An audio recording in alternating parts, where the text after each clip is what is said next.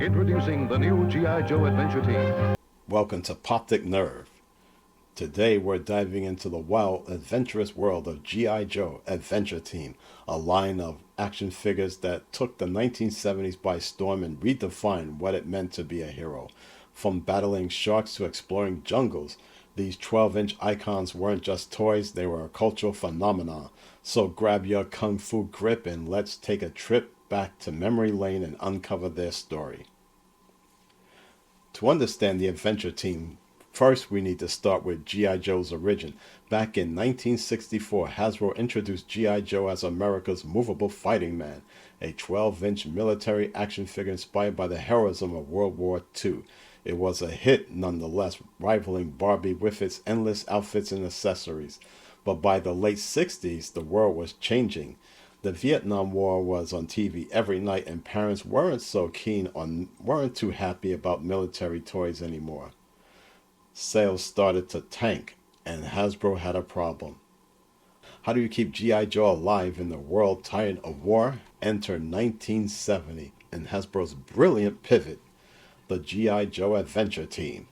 Launched that year, this wasn't about soldiers fighting enemies. It was about rugged explorers tackling nature's toughest challenges. Think Indiana Jones, but a decade much earlier. The military dog tags were swiped with bold, round Adventure Team medallions. Some say it even echoed a peace symbol, the AT, whatever, which was a subtle nod to the times.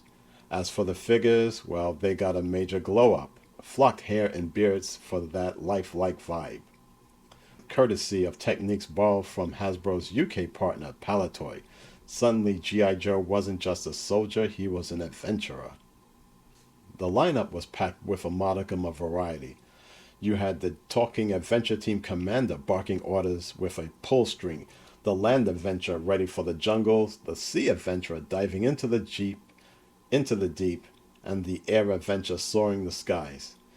There was even a Black American adventurer, reflecting a push for diversity, way before the other action figure competitors.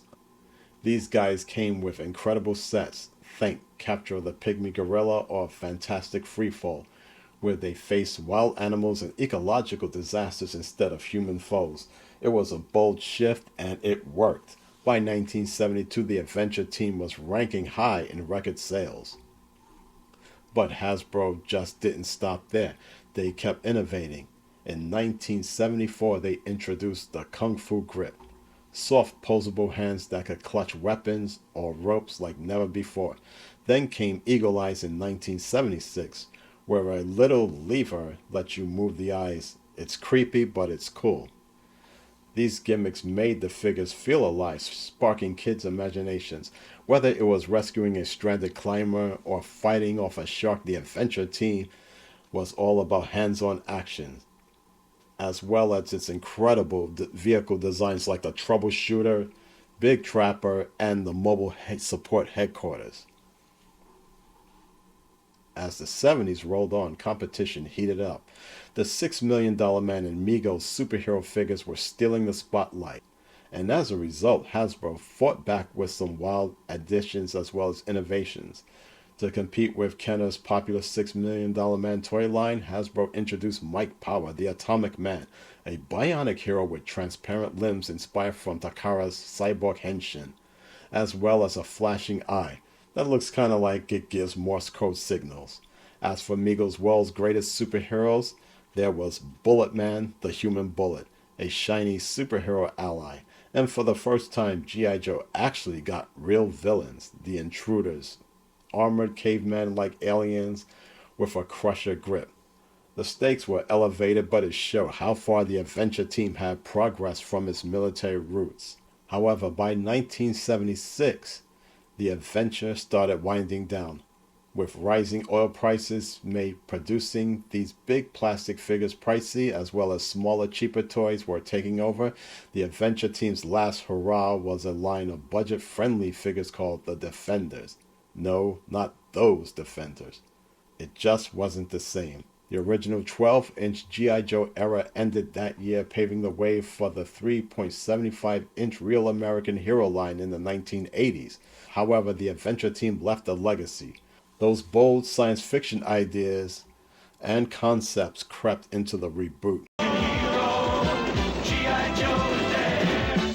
Today, the Adventure Team lives on in the hearts of collectors young and old. The G.I. Joe Collectors Club had reissued classics with flocked hair and gripping hands. And I'm more than happy to own one of my favorites, like Black Spider Rendezvous, which to me is the best of the whole assortment. Remember, my opinions. So, from its eco-friendly missions to its fearless spirit, the Adventure Team wasn't just a toy, it was a symbol of imagination in a changing world. Please give a like, share, and subscribe for more interesting retrospectives. And thanks for watching.